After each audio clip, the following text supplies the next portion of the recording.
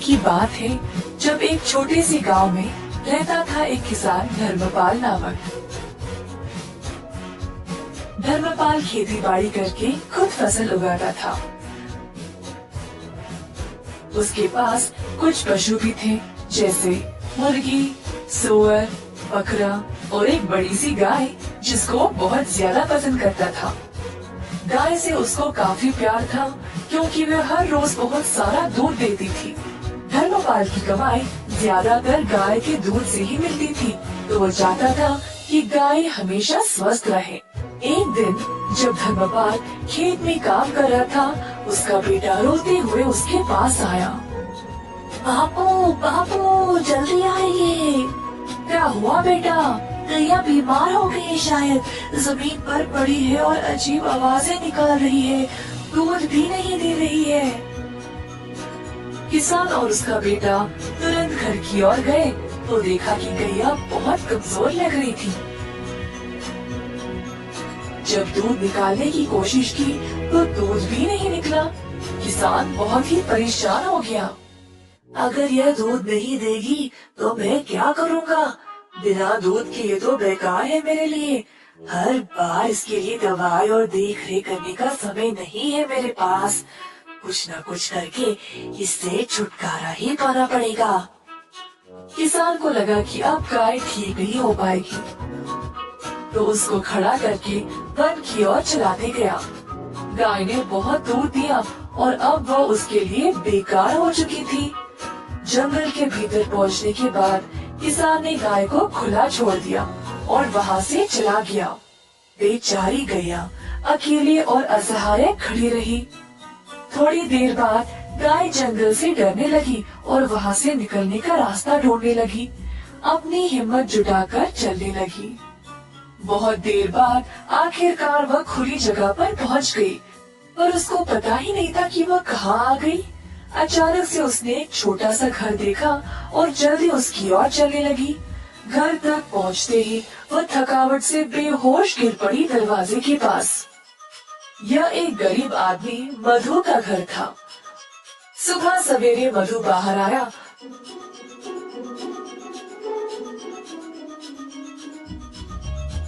तो उसने गैया को अपने दरवाजे पर देखा। गैया बहुत बीमार लग रही थी और मधु को उसकी यह हालत देखकर बहुत दुख हुआ। उसने अपनी पत्नी को बुलाया मदद के लिए।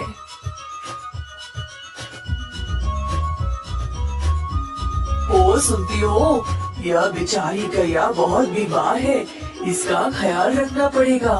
मेरे पास थोड़ा सा घास और चावल है जो यह खा सकती है। मधु ने जो कुछ थोड़ा सा खाना था वो ले आया और गैया के सिर पर गीला कपड़ा रखा।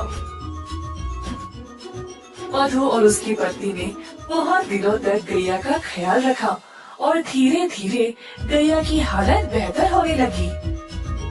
जल्द गाय अपने आप चलने लगी। मधु गैया से बातें करता था, रोज उसको खिलाते हुए। गैया को भी मधु से बहुत लगाव हो गया। एक दिन जब मधु घर के बाहर सफाई कर रहा था, गैया उसके सामने आ गई। अपना पैर जमीन पर पटका और मजबूती से खड़ी हो गई। पहले मधु को समझ नहीं आया, फिर उसको लगा कि शायद वो दूध देना चाहती है। मधु ने एक मटका लाया और गाय से दूध निकालने लगा। इतना सारा दूध देकर मधु खुशी से झूम उठा। जल्दी वह अपनी पत्नी को दिखाया। देखो क्या हुआ आज, गौ माता ने दूध दिया है। हम इसको बेचकर अच्छा पैसा कमा सकते हैं। ये तो कमाल हो गया जी, प्रभु ने हमारी प्रार्थना सुन ली। ठीक है, आप जल्दी बाजार जाइए और इसको बेचकर पैसे ले आइए। आज रात हम घर पे दावत करेंगे। तो मधु गया बाजार और दूध बेचकर अच्छा पैसा कमाया।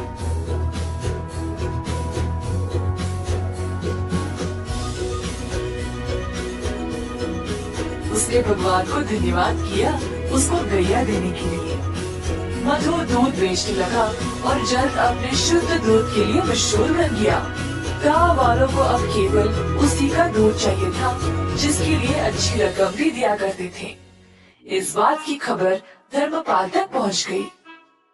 मेरी गैया को चुराने की हिम्मत कैसे हुई इसकी, और अब वह अच्छे पैसे कमा रहा है। मैं अभी जाकर उसको वापस लूंगा, वो तो मेरी गाय है। धर्मपाल गया मधु के घर। मैंने सुना मेरी गैया तुम्हारे पास है और तुम उसका दूध बेच रहे हो।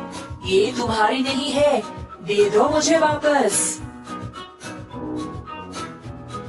यह सच नहीं है।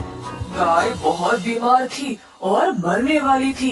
तुमने इसका ख्याल नहीं रखा, पर मैंने इसको ठीक किया है।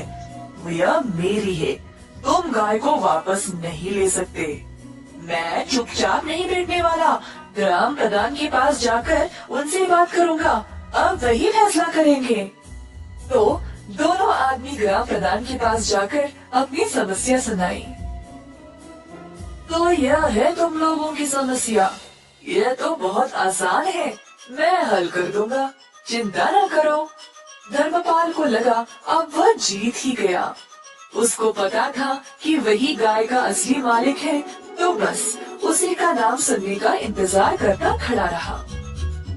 तुम दोनों गाय के दाएं और बाएं खड़े हो जाओ। तो दोनों इसी प्रकार गाय के आजू बाजू में खड़े हो गए। कुछ देर तक सब चुपचाप थे।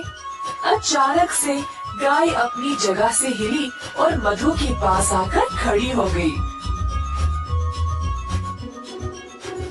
अतः ग्राम प्रधान ने यह निर्णय लिया कि गाय मधु की ही है, क्योंकि उसी ने उसको प्यार दिया और उसको अच्छे से ख्याल रखा।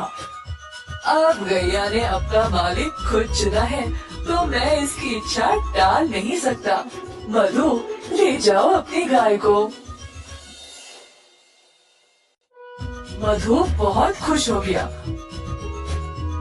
और गैया को अपने घर ले चला। धर्मपाल निराश होकर पछताने लगा कि उसने गैया को पहले जाने ही क्यों दिया था। इस कहानी से हम यह सीखते हैं कि कठिन समय में अपने वरदान को ऐसे ही जाने ना दें। आपके पास जो है उसको हमेशा महत्व दें।